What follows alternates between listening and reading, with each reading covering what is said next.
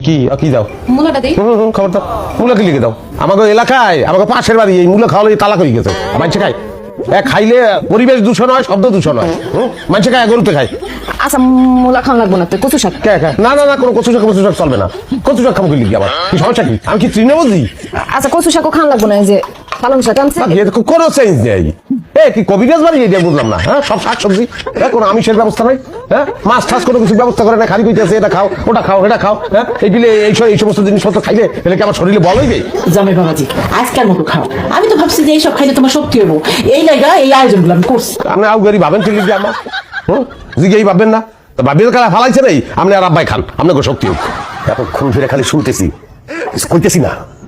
ভাব খানা নবাব আইছে বাংলার নবাব এতই যদি নবাবি নিজে বাজার করে আনলেই তো পারবো নবাবে কোনোদিন বাজারে গেছে সিরাজদুল্লাহ বাজারে গেছে না টিপু সুলতান মাছ বাজারে গেছে কোন আমনে ইতিহাস না জানিয়ে কথা বললে এইরকমই হয়